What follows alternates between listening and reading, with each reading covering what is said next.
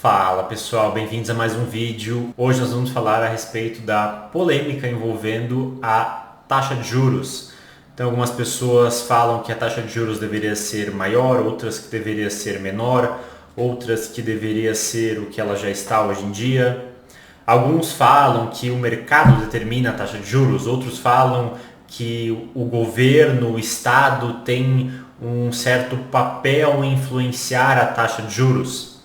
E na verdade, os dois estão errados. A taxa de juros a qual o governo vai emitir os seus títulos é quase que completamente determinada pelo Estado. É 99% determinada pelo Estado.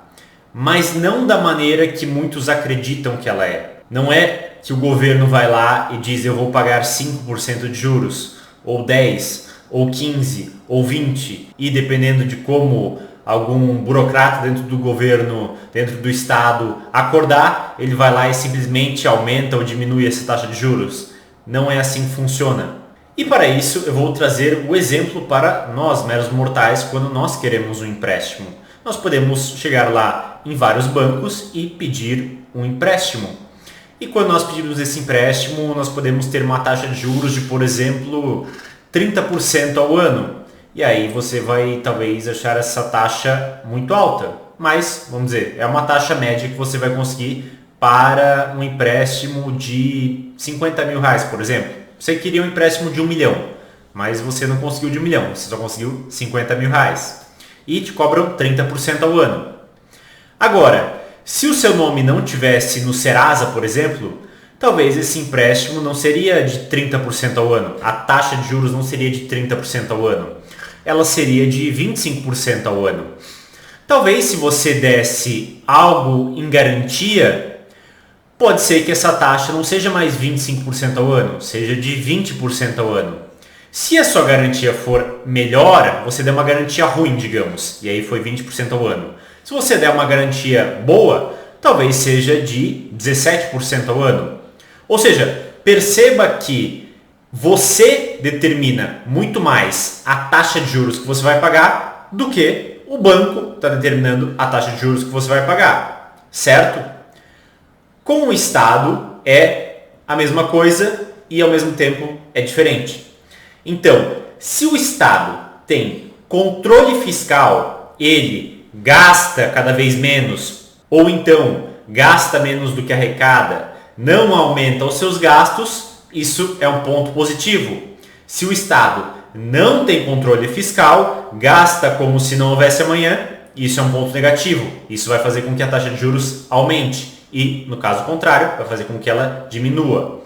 Agora, se o Estado não imprime dinheiro, isso tende a fazer com que a taxa de juros diminua, tende a fazer com que a inflação diminua. Se o Estado fica imprimindo dinheiro, e ele imprime dinheiro muitas vezes porque tem um descontrole fiscal, isso vai fazer com que a inflação aumente, isso vai fazer com que a taxa de juros aumente.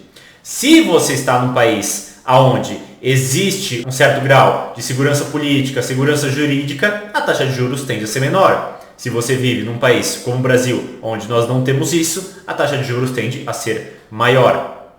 Se você vive num país onde há uma poupança interna muito grande, a taxa de juros tende a ser menor. Se você vive num país onde há uma baixa poupança interna, a taxa de juros tende a ser maior. Então, por isso que eu digo, a taxa de juros é 99% determinada pelo governo. Porque se o governo começa a parar de imprimir dinheiro, começa a parar de gastar como se não houvesse amanhã, começa a dar segurança jurídica, segurança política, o que acontece com a taxa de juros? Ela despenca. Se o governo faz o contrário, o que acontece com a taxa de juros? Ela aumenta. Então, não é o banco, seja os bancos brasileiros, seja as instituições financeiras de outros países, que vai determinar a taxa de juros. É 99% determinada por aquilo que o Estado brasileiro fizer.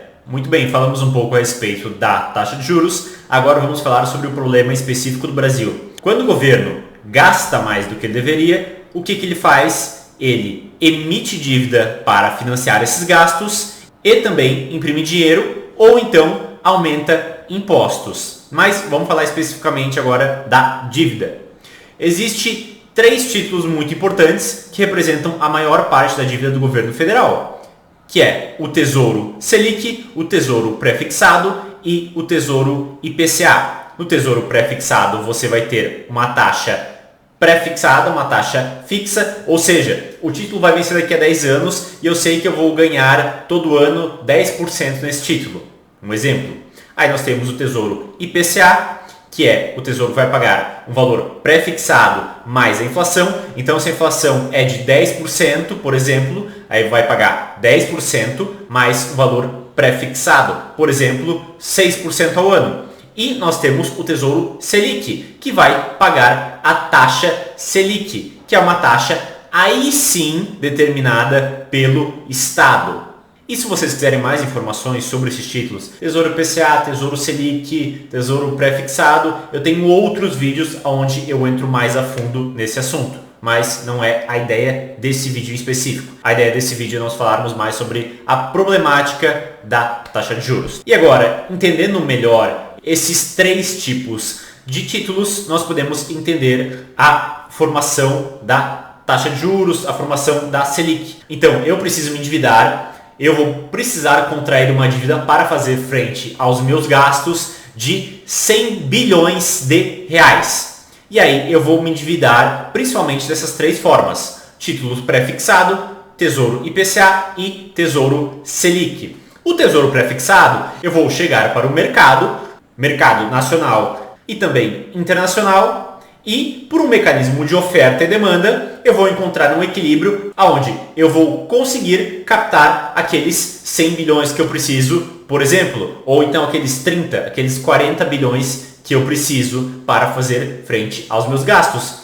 E aí eu vou, vamos dizer, sondando. Olha, eu quero pagar 8% ao ano. Vocês me emprestam 100 bilhões a 8% ao ano? O mercado nacional e internacional olha para a situação do Brasil, com todos os riscos que nós temos, e diz: não, recebendo 8% ao ano, eu não vou te emprestar esse dinheiro. Aí o governo faz o seguinte: tudo bem, e a 9? A 9 também não. E a 10? A 10 também não. E a 11? A 11 também não. E a 12? Bem, a 12 alguns emprestam, outros não. E a 13? A 13 a gente empresta os 40 bilhões ou os 100 bilhões que você precisa para fazer frente aos seus gastos, porque você se endividou muito e foi irresponsável e precisou contrair essa dívida. Nós te emprestamos esse dinheiro. Muito bem. Com o Tesouro IPCA é a mesma coisa. E com a Selic também é a mesma coisa. Só que com a Selic existe uma diferença. E antes de eu falar dessa diferença, é importante falar que uma parte da dívida do Brasil, uma parte da dívida do governo federal é pré-fixada, outra é em Tesouro IPCA e um pouco mais de 1/3, quase ali 40% é em Tesouro Selic. Existem outros países os quais têm uma dívida pré-fixada muito maior, por exemplo, 80% da dívida pré-fixada e uma parte menor da dívida atrelada à inflação ou em outros tipos de títulos. Mas então, voltando ao caso do Brasil, onde nós temos aí um pouco mais de 1/3 da dívida em Tesouro Selic. Veja, é verdade que o Estado pode ir lá e dizer que a Selic agora vai ser 13,77%, ou dizer que agora a Selic vai ser 10%, ou então dizer que a Selic vai ser 8%. Só que, se ele começar a querer baixar muito a Selic, o que o investidor vai fazer? Vai parar de ajudar o governo a rolar essa dívida, vai parar de ficar emprestando para o governo pelo título atrelado à Selic. Ou seja, não adianta o governo querer ir lá e baixar a Selic na marra, porque senão as pessoas não vão mais emprestar através da Selic e vão emprestar para o governo através do título pré-fixado e atrelado ao IPCA, exigindo, claro, um prêmio. Então perceba, a taxa de juros, o valor o qual o governo está pagando pela sua dívida, não é determinada por alguém no Banco Central, não é determinada pelo cupom, não é determinada por algum juiz, não é determinada por algum deputado, ela é determinada pelos riscos que nós temos envolvidos em determinado país, por impressão de dinheiro, por controle ou descontrole fiscal e por outros motivos os quais eu já falei anteriormente. uma parcela dessa dívida vai ser sim influenciada pela taxa Selic. E aí que nós entramos no ponto de algumas pessoas estão falando que a taxa Selic está muito alta e ela deveria ser menor, deveria ser 13%, 12%, 11%, 10%, 9% ao ano, porque o diferencial entre inflação e taxa Selic está muito alto. Veja, é importante explicar o porquê que essa taxa Selic ficou muito alta em primeiro lugar. Em 2020, a taxa Selic ficou muito baixa, ela chegou a ficar abaixo da inflação. E com isso nós temos um problema, porque um título num país como o Brasil sempre tem que render acima da inflação, você não pode ficar rendendo abaixo da inflação e nem na inflação. Você tem que render mais do que a inflação. Senão, de novo, as pessoas, os investidores, as instituições financeiras param de emprestar dinheiro para o Brasil. E daí, assim como a taxa Selic ficou baixa por muito tempo e muito mais baixa do que deveria ter ficado, agora nós estamos passando por um período onde a taxa Selic está ficando alta por muito tempo e talvez muito mais alta do que deveria estar. Mas isso é uma consequência de um problema que foi gerado em 2020, em primeiro lugar, deixando a Selic muito baixa.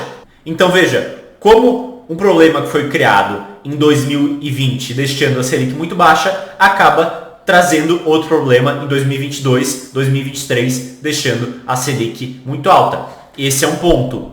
Outro ponto é que, apesar da inflação estar diminuindo no Brasil, ela ainda está alta. Essa é outra realidade. Mas, mesmo assim, algumas pessoas podem olhar a Selic nesse patamar e falar: bem, eu ainda acho que ela está cara. Eu acho que ela deveria ser 12% ao ano. Deveria ser 11%, deveria ser 10%. E bem, você pode estar certo. Talvez ela deveria ser 12%, 11% ou 10% ao ano. Ou então, talvez, até menos do que isso. E aí é uma crítica válida e pode ser realmente que haja um erro e essa Selic deveria estar em um patamar menor. A notícia boa é que já existe a previsão que no próximo ano, nos próximos 12 meses, a Selic vai começar a cair. E isso acaba influenciando positivamente aquela pessoa que precisa rolar a dívida ou então aquela pessoa que quer contrair dívida para fazer algum investimento, por exemplo, fazendo com que a economia fique mais aquecida. Mas voltando, os títulos atrelados à Selic é um pouco mais de 1/3 da dívida do governo federal. A outra parte está majoritariamente em Tesouro IPCA e em títulos pré-fixados.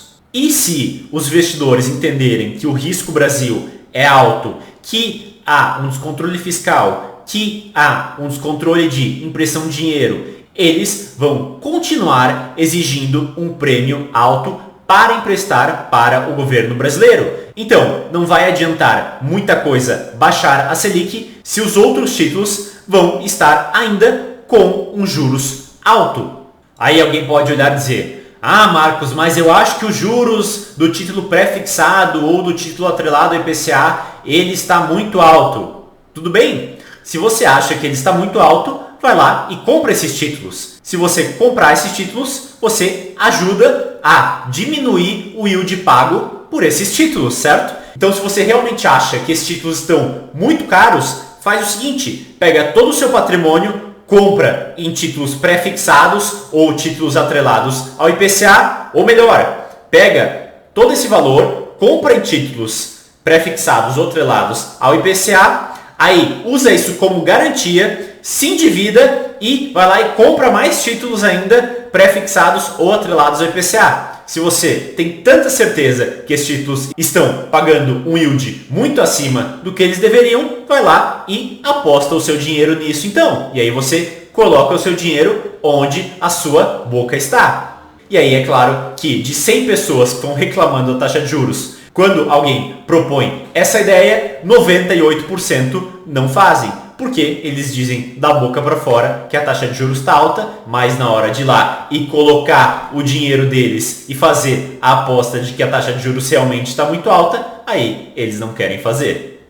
E veja, pode ser que você está certo, a taxa de juros está muito alta. Outros acham que a taxa de juros está muito baixa. E talvez eles estejam certos. Eu posso ir em um supermercado aqui do meu bairro e achar que o quilo do tomate está caro ou que ele está barato. E aí, se eu achar que ele está barato, eu posso ir lá e comprar muito tomate. E se eu achar que ele está caro, eu posso ir lá e comprar menos tomates. Ou então, não comprar nenhum tomate. Mas veja, por um mecanismo de oferta e demanda, produtores e consumidores de tomate vão acabar achando um preço de equilíbrio. E esse preço de equilíbrio, na sua visão, pode estar errado, mas é o preço o qual compradores e vendedores encontraram. E a taxa de juros, quando nós falamos em títulos do governo brasileiro ou do governo de qualquer outro país, de qualquer outro estado pelo mundo, não é diferente. Por um mecanismo de oferta e demanda, por um mecanismo de compradores e vendedores, uns que precisam se endividar e outros que querem emprestar esse dinheiro ganhando uma taxa de juros, vão, por um mecanismo de oferta e demanda, encontrar um equilíbrio, vão encontrar uma taxa de juros que seja interessante para os dois. Taxa de juros que um está disposto a pagar e taxa de juros que o outro está disposto a emprestar. Bem, pessoal, então espero que vocês tenham entendido a mensagem do vídeo. Espero que vocês tenham entendido de uma forma um pouco mais madura e um pouco mais técnica toda essa questão e essa polêmica a respeito da taxa de juros brasileira. Caso vocês queiram mais vídeos falando sobre esses assuntos, vocês podem comentar aqui embaixo, e eu também tenho outros vídeos falando a respeito de títulos do governo, outros títulos, taxa de juros que estão no canal, só vocês voltarem e verem vídeos de alguns meses atrás e vocês vão achar, tá certo? Então eu finalmente vou ficando por aqui, um abraço e até o próximo vídeo.